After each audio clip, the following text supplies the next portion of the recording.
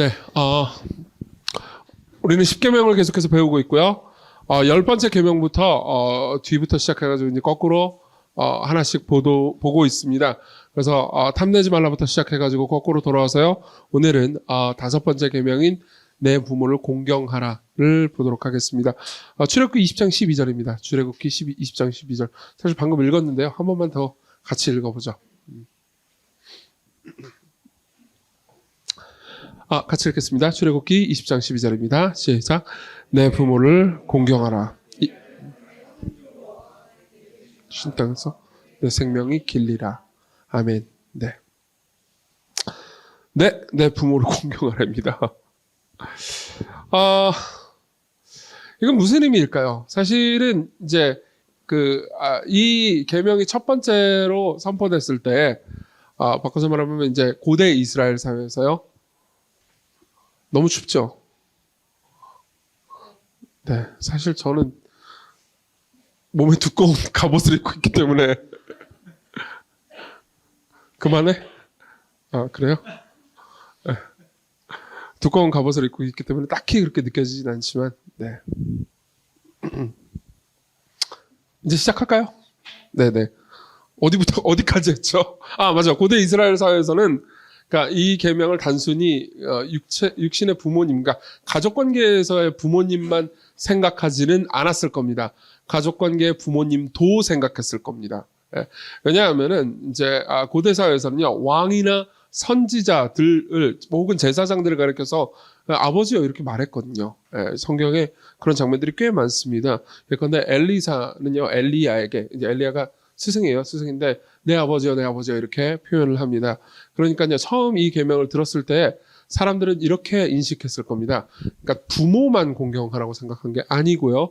그러니까 사회에서의 모든 권위, 특히 당시 이스라엘의 교회 공동체, 종교적 권위에게 순종하고 그들의 말을 무겁게 여겨라 라고 생각했을 겁니다. 예.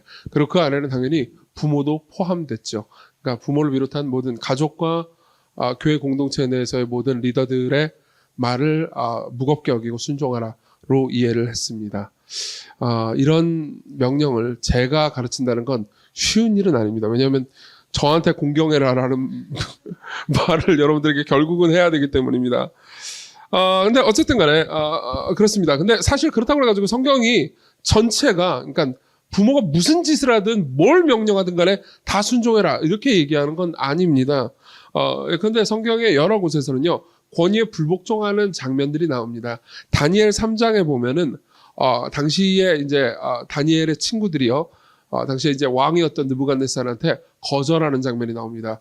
그래서 느부갓네살이 이제 우상숭배를 명령했을 때 그들은 이렇게 이야기를 합니다. 우리는 임금님의 신들은 섬기지도 않고 임금님이 세우신 금신상에게 절을 하지도 않을 것입니다. 라고 단호하게 이야기를 하죠. 이것은 불복종하는 것입니다. 예. 그리고 또 이제 신약에도 비슷한 예가 나와 있습니다. 사도행전 4장에 보면요, 베드로와 요한이, 그러니까 당시에 종교 지도자들이 예수 그리스도의 이름으로 복음을 전하지 말라고 말하는 것을 거절하는 장면이 나옵니다. 하나님 말씀 듣는 것보다 당신들의 말을 듣는 것이 지혜로운지 옳은지 판단하라라고 이야기를 해주죠. 역시 이것도 거부한 것이었습니다. 그러니까 내 부모를 공경하라라는 말은요, 부모를 비롯한 모든 권위에게 무조건 100% 순종해라라는 의미가 아닙니다. 오히려요, 무겁게 여기라는 거죠. 공경하라라는 말은 이제 히브리어 원문으로, 그러니까 카베드라는 단어를 쓰는데요. 이것은 무게라는 의미를 가지고 있습니다. 그러니까 무겁게 여기라는 겁니다. 자, 그러면 이제 우리는 권위에 관한 이야기로 들어왔습니다. 그럼 권위를 우리가 어떻게 생각해야 될까요? 사실은 이제 아까 이 권위가 왜요? 노린 거 맞긴 한데 어쨌든 노린 거 맞는데. 아까 건희가 이제 앞에서 자신의 부모님과 연관된 이제 이런 이야기를 할 때, 이제 건희가 그런 얘기를 했잖아요. 자기가 뭐 부끄럽지만 죄를 고백한다 이렇게 얘기를 하는데 저는 속으로, 효자네, 그 정도면. 그런 생각을 했었어요. 왜냐하면, 사실 저희 부모님이 저 물레 캠퍼스에 이제 출석을 하시는데, 저희 부모님 봐도 아는 척 하지 말아주세요. 근데 어쨌든, 저희 부모님한테 이정규 목사가 어땠냐고 물어보면은, 이렇게 절대 효자라고는 말 안 하실 겁니다. 절대로요. 왜 그러냐면은 저는 좀 성격 자체가 이해가 안 되면 내가 왜? 이런 느낌이 있어요. 예.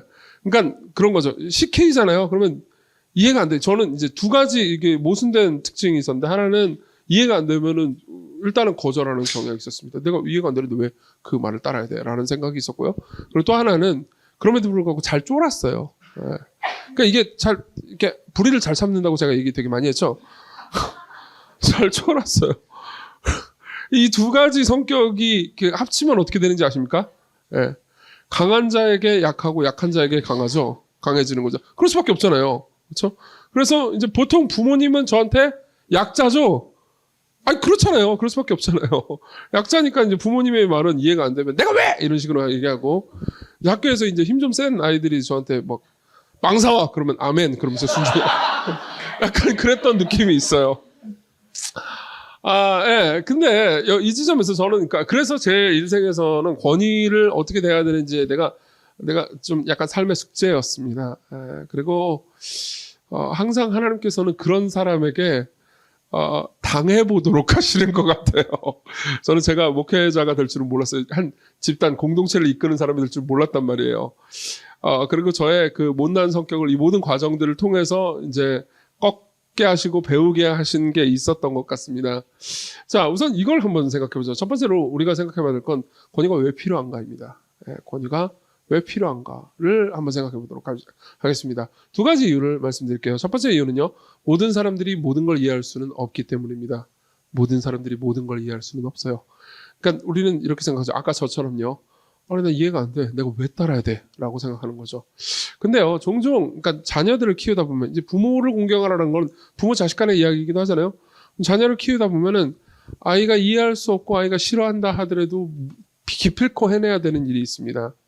아이에게 약을 먹이는 것 같은 거죠. 예. 그러니까 알약을 먹을 수 없다고요. 아기들은. 그럼 약을 빻아가지고 가루약을 먹어야 되잖아요. 가루약 다 드셔보셨죠? 가루약은 더 쓰죠? 알약은 그냥 삼키고 끝인데 가루약은 쓰니까 애들이 싫어한단 말이에요. 요즘은 뭐 약간 단 가루약도 있긴 하지만은 그래도 어떤 약들은 달게 만들 수 없나 봐요. 그래가지고 쓴 가루약을 먹여야 됩니다. 그럼 이제 보이는 항상 반항했죠. 예. 그리고 나서 이제 먹어라 그러면 뭐 싫다 먹으면서 계속 싸웠어요. 예. 첫째는 좀 덜 했던 것 같아요. 첫째는 그래도 그냥 막 고통스러워하면서 먹었는데 둘째는 이제 이유를 물었습니다. 누가 누구 닮았는지 알겠죠?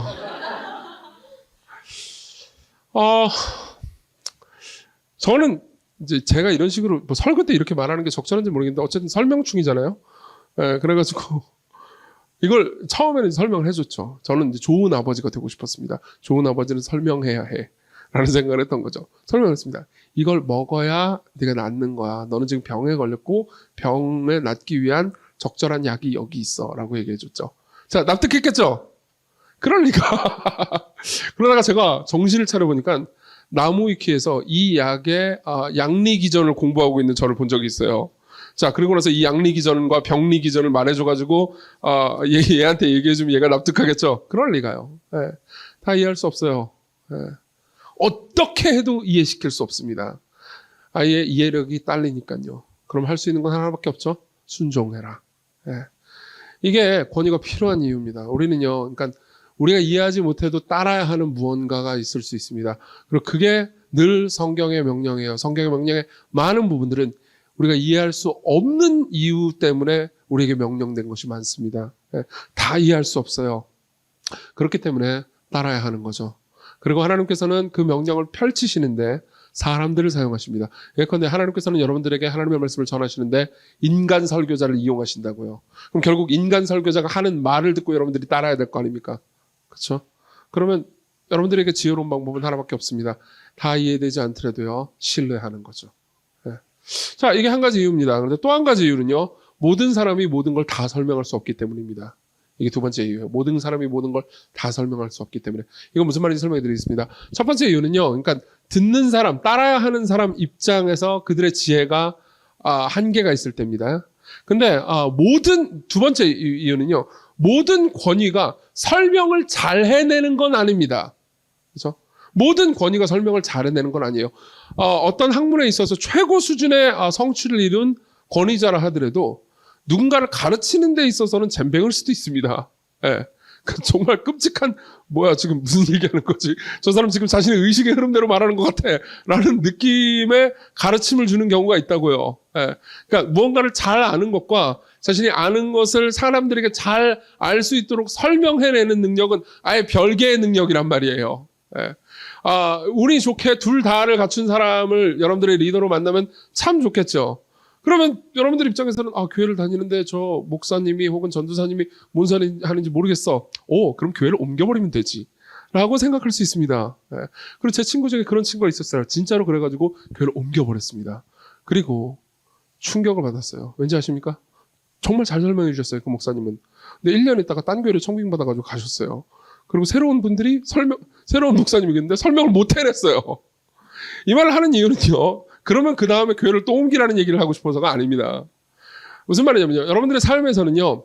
여러분들이 만나는 모든 선생님과 모든 교수님과 모든 리더와 모든 직장 상사가 다 여러분들에게 왜 그걸 해야 되는지에 대해서 설명을 잘 해낼 수는 없다는 거예요. 그렇죠? 그러면요. 때로는 사람들에게 한계가 있다는 것을 인정할 필요가 있습니다. 어차피 나도 그 자리에 가면은요. 완벽하게 해낼 수 없을 수 있단 말이에요. 우리 모두는요, 일종의, 그러니까 자기중심적 굴레에 빠져 있는 사람과 같습니다. 제가 어떤 글을 하나 읽어드리죠. 잘 들어보십시오. 요즘 젊은이들은 사치를 사랑한다. 그들은 버릇이 없고, 권위를 경멸하고, 늙은 사람들을 존경하지 않고, 일할 때 쓸데없는 말들을 한다. 젊은이들은 어른들이 방에 들어올 때 더 이상 일어서지 않는다.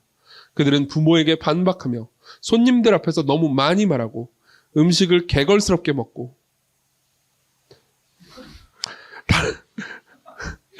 다리를 탁자 위에 올려놓고 손윗 사람을 학대한다. 자, 이게 웬 꼰대죠? 네. 누굴까요? 소크라테스입니다. 소크라테스라고요. 이 사람이 언제 살던 사람인지 아세요? BC 400년경 사람이란 말이에요. 그러면 BC 400년경 사람 입장에서의 젊은이는 몇 살이죠? 무슨 얘기를 하려는지 아십니까? 예. 여러분들은 여기 앉아 계신 분들은 대다수가 젊으신 분들이죠. 그러니까 내 부모를 공경하라 하면요. 자기 입장에서 부모 혹은 권위 이런 것들을 따라야 한다니 힘들어. 이렇게 생각할 수 있지만요. 잘 생각해 보세요. 여러분들도 언젠가는 어른이 될 거라고요. 예. 제가 늘 놀려먹는 말이 있죠.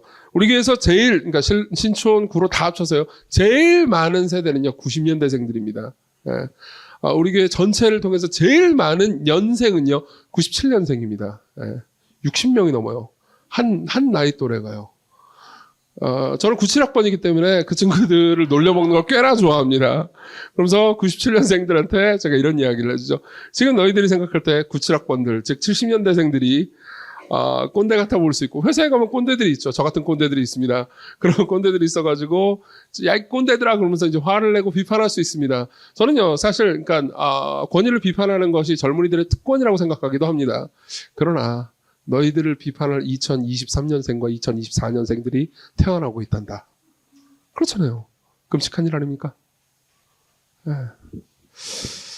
그래서요, 우리는 부모를, 권위를 무겁게 여길 필요가 있습니다. 무겁게 여길 필요가 있습니다. 이게 왜 그런지 아십니까? 보세요. 우리는요, 보통 나를 무겁게 여깁니다.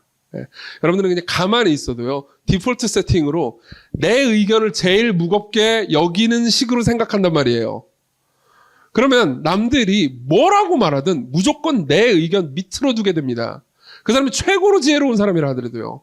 여러분들이 저 사람이 정말 지혜로워. 그러니까 내가 이해하지 못해도 저 사람이 지혜롭다는 것을 내가 따르겠어. 라고 말해도요. 결국은 저 사람을 지혜롭다고 여기는 내 지성을 첫 번째로 두는 것 아닐까요? 그렇죠? 그러니까는 그 사람을 따르겠다고 말한 겁니다. 결국은 이것을 제일 나쁘게 해석하면요. 나는 여전히 내가 최고고 그 다음이 내가 생각할 때 지혜로운 사람이야. 그리고 그 다음이 내가 생각할 때 어리석은 사람이야. 이렇게 되는 거죠. 그러니까 우리는 가만히 있어도요. 자기 자신을 최고로 놓는 디폴트 세팅이 있단 말이에요. 성경은 이걸 죄라고 말하고 또는 교만이라고도 말하죠. 그렇죠? 그럼 여기서 벗어날 수 있는 방법은 뭡니까? 다른 사람의 의견을 그냥 있는 그대로 들으면 안 됩니다. 무겁게 들어야 되는 거죠. 예. 무겁게 들으려고 노력을 하셔야 됩니다. 내 의견을 부정하고 밑으로 넣으려고 막 찍어 누르셔야 돼요. 그래야 다른 사람의 의견과 내 의견이 비등해지기라도 하니까요. 예. 저하고 제 아내하고 다툴 때 저는 항상 제 아내의 의견을 무겁게 여겨야 제 의견과 비등해지기라도 하는 걸 느낍니다. 여러분들 모두 마찬가지일 겁니다. 아내의 말을 잘 들으세요. 이게 무슨 소리죠? 자, 넘어가겠습니다. 방금 건 하나님 말씀이 아니었습니다, 여러분. 그 다음 두 번째로 넘어가죠. 좋습니다. 우리가 왜 권위가 필요한지에 대해서 생각해 봤어요. 그럼 두 번째로는요, 권위가 마땅히 어떠해야 하는가를 한번 생각해 봅시다. 여러분, 권위라는 말도 있지만요, 권위주의라는 말도 있죠. 그렇죠?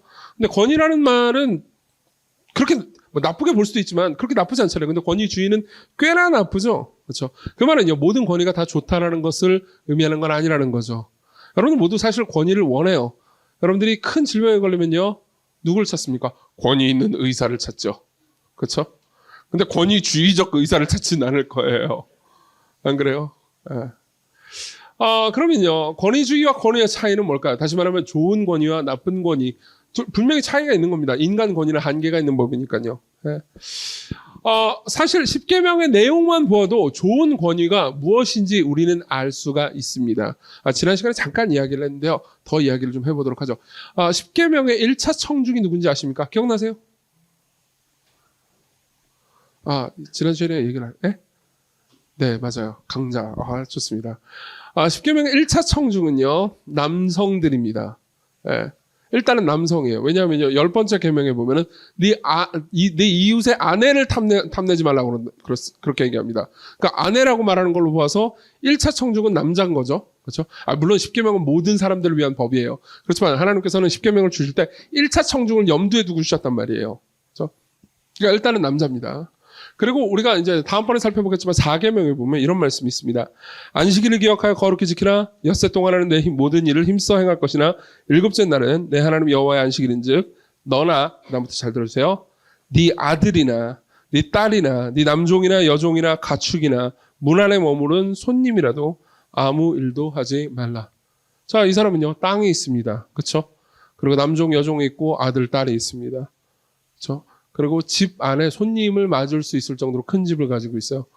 이 사람은 재산상에 있어서 중산층 이상의 부유한 사람이죠. 성별에 있어서 남성이죠. 그렇죠? 그리고 부모와 자식이 있습니다. 그러니까 나이에 있어서 아마 중년일 겁니다. 그러니까 제 나이 또래에 부모가 있고 저도 부모가 있고 자식들이 있으니까요. 집을 소유하고 있고 토지를 소유하고 있고 종과 여러 가지 가축들을 소유하고 있는 중년 남성 중에서도 부유한 사람들을 가리킵니다. 예. 사실 이스라엘 사회에서는 이 계층을 가리키는 특수한 용어가 있습니다. 아하레츠라는 단어가 있었습니다. 이거는 이제 그 땅들의 백성이라는 의미예요. 그러니까 이 사람들은 특별한 계층이었죠. 그러니까 중산층 이상의 강자들이었다고요. 예. 왜 그러면요, 성경은 이 강자들을 대상으로 10계명을 1차 청중으로 둔 건가요? 나는 뭐 약자들이나 여성들 차별하기 위해서? 아니죠. 예. 강자들한테 명령을 줍니다. 강자들한테 무언가를 못하게 만들고 무언가를 하게 만듭니다. 강자들한테 가늠하지 마라고 말합니다. 그렇죠? 그러면서 강자들의 힘을 낮추는 겁니다. 예. 강자들이 자신이 가지고 있는 권한과 능력을요, 함부로 사용하지 못하게 법으로 묶어놓는 거죠. 여러분들은 아마 법치주의라는 말을 들어보신 적이 있을 겁니다. 그렇죠? 법치주의가 뭘까요? 많은 사람들은 법치주의를 이런 식으로 생각합니다. 법치주의, 법을 잘 따르라는 소리잖아. 아니에요. 법치주의라는 말은요, 대한민국에서 특히 민주주의에, 이 공무원도 있고 그러는데 함부로 말하면 안 되는데. 법치주의는요, 네가 대통령이든 장관이든 나발이든 뭐든 법을 따라야 한다는 겁니다. 즉 법치주의라는 단어는요, 그러니까 보통 사회 내에서 강자들과 권력 있는 사람들을 제한하기 위해서 쓰이는 용어란 말이에요. 자, 보세요. 법치주의는 그런 의미에서 나쁘지 않죠? 그렇죠? 그리고 그런 측면에서요, 10계명을 강자들에게 준 건 당시의 법치주의 원리를 강자들에게 강요한 것과 같습니다. 이것은요, 꽤나 권위에 대해서 좋은 가르침을 주죠. 어떤 권위가 좋은 권위입니까? 강한 힘과 지혜와 능력을 가지고 있지만 자기를 낮추는 권위죠. 그것도 자발적으로 자기를 낮추는 겁니다. 네. 그게 가장 좋은 권위예요. 권위는요, 항상 이렇습니다. 여러분들이 좋아하는 권위, 여러분들을 자유케 만들어주는 권위, 여러분들을 행복하게 만들어주는 모든 권위는요, 지혜롭지만 자신의 어리석음을 때때로 때때로 그 사람도 어리석을 수 있잖아요. 그러니까 지혜롭지만 자신의 어리석음을 때때로 겸허하게 고백할 수 있는 사람입니다. 예. 실수했다고 고백하지만 또 할 수 있는 한 완벽하게 모든 일을 해내려고 노력하는 사람입니다.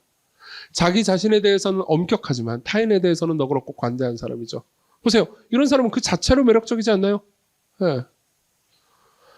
그리고 보통 우리는요, 이런 권위 앞에서 굉장한 자유를 누리게 됩니다. 이런 권위가 한 조직의 리더로 서 있게 되잖아요. 그럼 항상 그 조직은 번창하고 번영합니다. 예. 정말 많은 경영학 교과서라든가 아니면 사회학 교과서라든가 심리학 교과서에서는요, 똑같은 이야기를 해줍니다. 인간은요, 집단적인 존재고요. 그리고 그 집단의 리더가 어떤 성품을 지니고 있는지에 따라서요, 그 집단의 흥망성쇠가 결정된다고요. 예. 왜 옛날에 잠깐 유교 얘기를 하자면요. 왜 옛날에 왕들은 세자들한테 그토록 사서삼경을 빡세게 읽혔는지 아십니까? 예. 사서삼경을 우리 대부분은 잘 모르죠. 저도 최근에 좀 공부하기 시작했어요. 근데 이제 거기 보면 인과 예가 있잖아요. 그만할까요? 인과 예가 있잖아요. 그 인과 예의 핵심 개념은요. 결국은 강한 사람이 예를 지키고 사랑을 가지고 사람들을 대해야 된다는 거죠. 이것은 사실 만국 공통입니다. 모든 사람들은 이런 권위를 좋아하죠. 예. 자, 그럼 마지막으로 이걸 한번 생각해 봅시다. 우리는 늘 좋은 권위를 가질 수는 없을 겁니다. 그럼 우리는 이 상황에서 무엇을 어떻게 대해야 됩니까? 우리는 우리의 위의 권위, 예를 들면 부모를 포함한 모든 위의 권위를 어떻게 대해야 되고, 그리고 우리가 권위를 가졌을 때 어떤 식으로 생각하고 말하고 행동해야 합니까? 그리고 그 모든 힘을 어디서 얻을 수 있습니까? 이걸 마지막으로 한번 생각해 보도록 하겠습니다. 자, 일단 이걸 생각해 보죠. 이런 권위가 늘 여러분들에게 있으면 참 좋겠죠. 근데 아까 말씀드렸던 것처럼 여러분들의 삶에서는요, 꼭 이런 권위만 있게 되는 건 아닙니다. 예. 그러니까요, 삶은 때로 좋지 않은 리더들을 만나면서 불행해질 때가 있습니다. 여러분들의 회사나 뭐 학교나 조직의 어떤 곳에서도 그런 일들은 결국 겪을 겁니다. 게다가 여러분들이 좋은 리더를 가진다 하더라도 그 리더를 여러분들이 받아들일 때 무겁게 대하지 않음으로써 사실 여러분들 스스로 지옥을 만들어낼 수도 있습니다. 이걸 이런 식으로 한번 생각해 보죠. 정치적인 얘기를 하려고 하는 게 아니니까 저는 좌파 우파 아무것도 아니에요. 난 몰라. 아무것도 모르세요. 저는. 그러나 이걸 한번 생각해 봅시다. 제가 이런 질문을 던져보고 싶어요. 여러분들이 알고 있는 대통령 중에서 존경할 만한 대통령이 있습니까?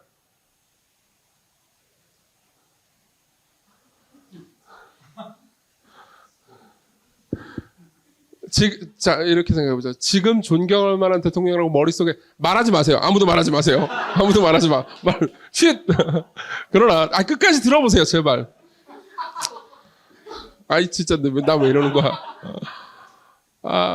보통 존경할 만한 대통령이라고 말했던 그런 사람들이요. 그 사람이 재임 기간 중에서도 사람들의 존경을 받았을까요? 그렇진 않아요. 그렇진 않아요. 사실 이것은, 권위의 저주기도 하죠. 우리는 보통 그 대통령들이 어떤 나쁜 짓도 하고 어떤 좋은 짓도 했음을 압니다. 그리고 나쁜 짓을 한 거에 대해서 굉장히 심각하게 분노하고요. 좋은 일을 한 거에 대해서 뭐 존경하기도 하지만은 그 사람이 그때 좋은 일을 그때 할 그 순간 있잖아요. 그때는요, 사실 모두가 싫어했었어요. 이 얘기를 하는 이유가 있습니다. 우리는요, 권위에 굉장히 실망합니다. 그 대통령이든 목회자든 가족의 부모든 굉장히 실망합니다. 이유가 뭘까요? 우리가 만난 부모님이 무조건 다 나쁜 분들이기 때문일까요? 나는 안 나쁜가요? 이유는 간단합니다. 우리는 자꾸 권위를 구원자로 생각합니다. 권위를 구원자로 생각해요. 절대적인 존재로 생각합니다. 그러니까 늘 실망할 수밖에 없는 거예요. 제가 여러분들에게 꼭 추천해주고 싶은 책이 있습니다. 아직도 이 책을 못 보셨다면요, 저는 여러분들의 눈을 정말 사고 싶어요. 러셀 무어라는 분이 쓴 폭풍 속의 가정이라는 책을 한번 읽어보십시오. 기독교인이 아닌 분들이라 하더라도 이걸 읽어보시면 좋을 것 같습니다. 러셀 무어가 쓴 폭풍 속의 가정이라는 책이 있습니다. 이 책에 보면요, 가족에 관한 이야기를 해주는데요, 이런 말이 있습니다. 들어보세요. 가족은 복음이 아니다. 만일 가족이 삶의 궁극적 의미의 원천이라고 생각한다면 당신은 가족이 당신을 행복하게 해주고 당신의 기대를 충족시켜주기를 바랄 것이다. 그러면 당신이 겪었던 엮이는 가정이나 당신을 버린 배우자 또는 머나먼 반항의 나라로 떠나버린 자녀가 당신의 삶을 망쳤다고 생각할 것이다. 그리고 당신의 가족을 실망시키는 일이 생겼을 때 그것을 속죄하려다가 남은 생 동안 평안을 찾지 못할 것이다. 그러나 만약 가족을 부드럽게 붙잡는다면 가족이 번성하는 모습을 보는 자유를 얻게 될 것이다. 당신이 가족의 메시아가 될 필요가 없고 가족이 당신의 메시아가 될 필요가 없을 때, 이 문장 다시 읽어드릴게요. 당신이 가족의 메시아가 될 필요가 없고 가족이 당신의 메시아가 될 필요가 없을 때 하나님이 주변에 두신 사람들을 향해 당신이 사랑을 해줄 수 있다. 자, 보세요. 저는 이 설교를 준비하면서 위에서 이렇게 잠깐 준비하면서 잠깐 상상을 해봤습니다. 정말 끔찍한 상상을 했어요. 절대 일어나기를 바라지 않는 상상을 했습니다. 이런 거죠. 제가 무슨 잘못을 한 거예요. 목회자인데. 여러분들이 그걸 알게 됐어요. 그게 제가 잘릴 정도로 큰 잘못은 아니야. 근데 심히 부끄러울 정도로 큰 잘못을 했다고 합시다. 여러분들이 다 알게 됐어요. 그럼 나는 어떻게 해야 되지? 그럼 나는 어떻게 행동해야 되지? 난 망했나? 근데 제가 상상력이 너무 지나치게 풍부하거든요. 그거 아시죠? 진짜 정말 끝간데 없이 간단 말이에요. N이에요, 저는. 그래가지고, 갑자기 이제 슬퍼졌습니다. 나 시공에서 쫓겨날지도 몰라, 그러면서. 내가 잘못한 거 보면서도 그럴 거 아니가. 자, 보세요. 끝까지 들어보세요. 그럼 난 어떻게 해야 되지? 일단은 저는 자존심이 강한 사람이니까는 분명히 저는 사직서를 제출한다고 할 겁니다. 제가 잘못했습니다. 여러분들을 실망시켰어요. 사표, 안녕. 저를 원망하지 마시고, 저를 원망하시고, 예수님은 원망하지 말아주세요. 빠이. 그러면 떠날 것 같다는 생각이 들었어요. 이게 저 퍼스트 옵션이었어요. 근데 제가 이제 그런 시나리오를 머릿속으로 그려가면서 슬픔까지 겪으면서도 갑자기 이런 생각이 들었습니다. 그건 지금까지 내가 가르쳐준 복음, 내가 믿고 있던 복음과 합당한 건가? 맞나요? 잠깐만요. 여러분들이 저한테 잘못을 하면 제가 어떻게 반응해야 되죠? 네가 나를 실망시켰구나. 3일교회로 가라.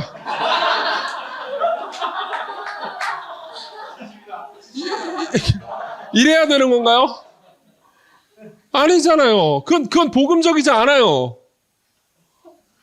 3일교회가 나쁘다는 게 아니고, 잠깐만요. 이거 지금 뭐지? 그건 복음적이지 않아요. 그쵸? 네. 물론, 목회자가 잘못한 것은 큰 잘못이니까 마땅히 징계를 받아야겠죠. 네. 그래서 저는 그 징계에 순종해야 될 겁니다. 근데 그건 복음적이지 않아요. 나는 실수했으니까 너희들의 버림을 받아 마땅해. 아니요, 이건 복음적이지 않아요. 이건 성경이 무엇보다 십자가가 우리를 대하는 방식이 아니에요. 십자가는 우리 중 누구도 구원자가 아니라고 말해요. 그럼 제가 마땅히 대해야 되는 건 뭘까요? 제가 그런 잘못을 했다면 저는 뭐라고 말해야 되는 걸까요? 시뮬레이션을 계속 돌리고 있었죠. 예. 그리고 마땅히 제가 해야 되는 건 이걸 겁니다. 저는 죄를 저질렀고 여러분들을 상처받게 했습니다. 그리고 제가 지금까지 복음의 메시지를 붙들고 얘기했던 것처럼 여러분들과 똑같이 저는 죄인이고 그리고 교회에서 주는 징계를 달게 받을 거예요. 그리고 그 이후에는 모든 회복 과정을 기쁨으로 받아들일 겁니다. 그리고 여러분들도 저를 용납해 주셨으면 좋겠어요. 그렇지 않다 하더라도 여러분들을 강요할 생각은 없습니다. 그렇지만 저를 용납해 주세요. 생각해보세요. 이게 맞는 거 아니에요? 왜요? 저는 여러분들에게 메시아를 가리켜주는 사람일 뿐이지 메시아가 아니잖아요. 여러분들도 저한테 메시아가 아니잖아요. 부모는 여러분들에게 메시아가 아니에요. 자녀들은 여러분들의 메시아가 될 수 없습니다. 인간 권위는 우리의 메시아가 될 수 없어요. 즉 여러분들은요. 십자가를 통해서요. 권위를 볼 수 있습니다. 여러분 십자가를 통해서 보는 하나님의 자녀 양육 프로그램을 생각해 보십시오. 십자가의 한쪽 끝에는요. 고통이 있습니다. 맞죠? 그리스도는 고통을 당합니다. 즉 죄를 죄라고 말합니다. 그렇지만 또 다른 끝쪽에는요. 용서가 있습니다. 네. 죄에 대한 형벌을 그분이 대신 받음으로써요. 용서를 경험하게 하죠. 제가 만일 앞으로 그럴 거라는 건 아닌데 그냥 계속 시뮬레이션 돌려보자고요. 제가 만일 그런 짓을 했다면요. 여러분들이 나쁜 짓을 했다면 누군가는 실망해서 떠날 거고요. 많은 사람들은 괴로울 겁니다. 그리고 제가 그럼에도 불구하고 회개하고 여러분들을 받아주는 과정을 거치잖아요. 그럼 여러분들은 저와 함께 십자가를 져야 할 겁니다. 괴로움을 당해야 될 거예요. 그 반대도 마찬가지죠. 여러분들이 무슨 잘못을 했습니다. 근데 제가 여러분들을 끌어안고 함께 가족으로서 교회 공동체로서 삶을 살아가잖아요. 그럼 저는 여러분들을 사랑하는 십자가를 져야 합니다. 자, 그게 구주께서 우리를 위해서 하신 일이잖아요. 구주께서 여러분들을 위해서 하신 일이에요. 그게 복음의 내용이죠. 자, 그럼 어떻게 되는지 아십니까? 이제 가족을 주께 맡길 수 있습니다. 권위를 주께 맡길 수 있습니다. 네. 그리고 그 사람이 꽤나 존경스럽고 괜찮고 내 마음에 합하고 내가 인정할 만큼 지혜로우니까 따르겠어 라는 바보짓을 안 할 수 있어요. 만약 그렇게 생각한다면요, 그냥 나는 여전히 내가 무엇이 지혜롭고 무엇이 지혜롭지 않은지, 누가 괜찮고 누가 괜찮은지 않은지에 대한 내 판단이 최고야 라고 말하는 것과 똑같은 거니까요. 그렇죠? 그럼 어떻게 할 수 있을까요? 부모도 주께 맡길 수 있습니다. 부모는 내 메시아가 아니니까요. 자녀도 주께 맡길 수 있습니다. 자녀가 내 메시아가 아니니까요. 교회 권위들도 주께 맡길 수 있습니다. 이정규는 메시아를 가리키는 사람일 뿐이에요. 그냥 우리는 서로가 죄인임을 인정하면서 끌어안고 사랑할 수 있습니다. 그리고 서로를 주님께 맡기는 거죠. 뮤직비디오 하나만 볼까요? 조금 길지만 다 봅시다, 우리.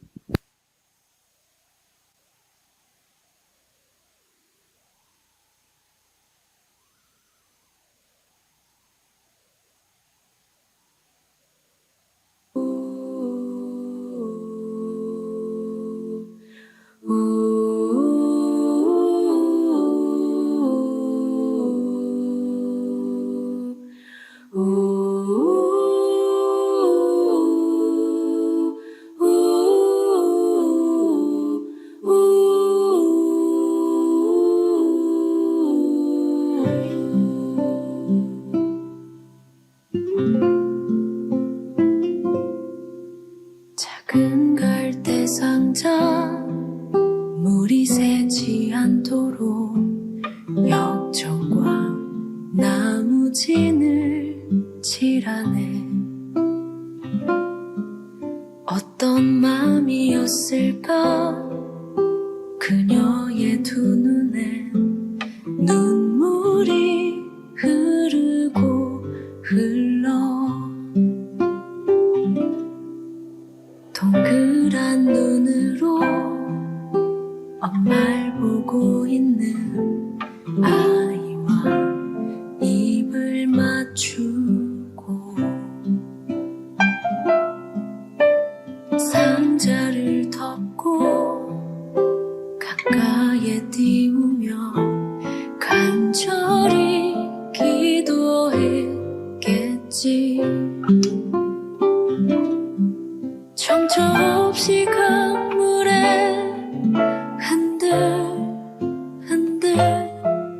흘러내려가는 그 상자를 보며 눈을 감아도 보이는 아이와 눈을 맞추며 주저앉아 눈물을 흘렸겠지. 너의 삶의 참주인 너의 참 부모이신 하나님 그 손에 너의 삶을 맡긴다.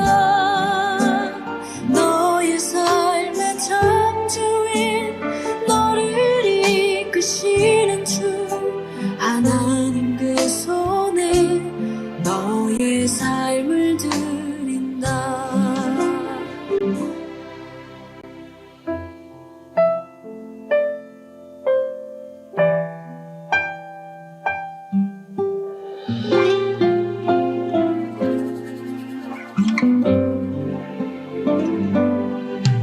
어떤 마음이었을까 그녀의 두 눈에 눈물이 흐르고 흘러 정처 없이 강물에 흔들흔들 흘러내려가는 그 상자를 보며 눈을 감아도 보이는 아이와 눈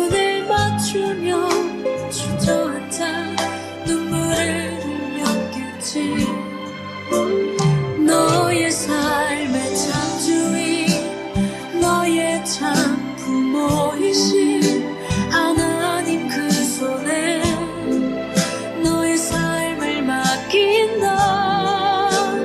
너의 삶의 창조인 너를 이끄시는 주 하나님 그 손에 너의 삶을 드린다. 그가 널 구원하시니 그가 널 이끄시리라. 그가 널 사용하시리. 그가 너를 인도하시리.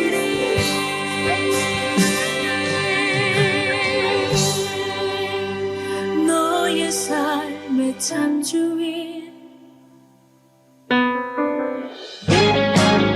너의 삶의 창조인 너의 참 부모이신 하나님 그 손에 너의 삶을 맡긴다. 너의 삶의 창조인 너를 이끄시는 주 하나님 그 손에 너의 삶을 드린다. 너의 삶의 창조인 너의 참 부모이신 하나님 그 손에 너의 삶을 맡긴다. 너의 삶의 창조인 너를 이끄시는 주 하나님 그 손에 너의 삶을 드린다. 어떤 마음이었을까 그녀의 두 눈엔 눈물이 흐르고 흘러. 네, 저는 이 노래를 꽤나 좋아하는데, 가끔 가다가 차 안에서 이거 틀어놓고 혼자 울기도 합니다. 자식이 있는 부모라서 그런 거겠죠? 이건 모세를 갈대 상자에 떠나보낼 수밖에 없는 요게벳 어머니예요. 어머니가 그러니까 어떤 식으로 하나님을 의지하고 생각했을지를 상상하면서 쓴 가사죠. 제가 이 노래를 부른 이유는요, 그러니까 이런 겁니다. 어쨌든 최소한 요게벳은요 모세에게 구원자가 될 수는 없었어요. 물에 떠내 보낼 수밖에 없는 거죠. 요게벳은 최악의 어머니가 됐어야 했습니다. 그렇죠? 그러면요 최악의 어머니가 될 수밖에 없는 상황에서 할 수 있는 말은 하나밖에 없습니다. 너의 삶의 참 주인, 너의 참 부모이신 하나님 그 손에 너의 삶을 맡긴다. 이거는요 여러분들이 부모님을 생각할 때도 마찬가지로 생각할 수 있습니다. 여러분들이 조금만 컸다면요 부모님이 죄인이라는 것을 이해할 수 있을 만큼은 커야 합니다. 여러분들이 아직도 그것을 이해하지 못한다면 여러분들은 아직 어린 거예요. 어리다라는 게요 제가 무시하는 방식으로 어리다고 비난하는 겁니다. 네, 진짜예요. 부모님이 죄인인 걸 이해할 수 있어야 돼요. 네. 부모님이 한계가 있는 존재라는 것을 이해할 수 있어야 됩니다. 물론 끔찍한 이야기들도 있습니다. 여기 계신 분들 중에서는요 부모님께 학대를 받은 사람도 있을지 모릅니다. 저는 그러한 행위까지 정당화하라고 얘기하는 게 아닙니다. 그것은 끔찍한 짓이었고 나쁜 짓이었어요. 하나님께서 진노하시게 할 만한 일이었습니다. 그러나 이 모든 과정들을 보면서 여러분들이 시간이 지난다면 여러분들은 그러니까 자기가 죄인인 걸 이해해야 되고요. 부모가 죄인인 걸 이해할 필요가 있습니다. 그러면 어떻게 할 수 있을까요? 부모님을 향해서 이렇게 말할 수도 있죠.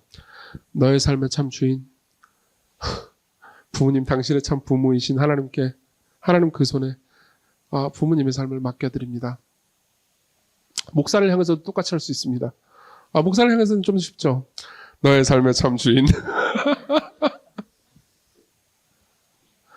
네, 우리 모두 그런 존재들이에요. 성경은 이렇게 말합니다. 내 부모는 나를 버렸으나 여호와는 나를 영접하시리이다. 이건 다윗이 쓴 거고요. 다윗은 부모에게 버림받은 적이 없어요. 네, 왜 이렇게 썼을까요? 부모에게 버림받은 사람들을 다윗이 알고 있었기 때문이에요. 네, 그들을 위로하기 위해서 이렇게 썼습니다. 하나님이 진짜 부모가 되시면요, 지상의 부모를 넉넉한 마음으로 볼 수 있습니다. 그리고 지상의 부모를 보면서 사실상 교만하게 생각했던 자기 자신을 되돌아볼 수도 있죠. 여러분들은 권위에 순종할 수도 있습니다. 다 이해되지 않더라도요. 네. 권위에 순종하세요. 자, 지금부터 내가 하고 싶은 말 다 해야지. 주일날 매주 오시고요. 헌금도 빡세게 하시고요. 또 기도 매일 하고 매일 묵상해. 매일 묵상. 예. 우리는 연약하지만 우리 가운데 있는 유일한 구원자는요, 우리에게 때로는 권위를, 그리고 때로는 따르라고 명령하신 그분은요, 완전하신 분입니다. 우리 같이 잠깐 기도합시다.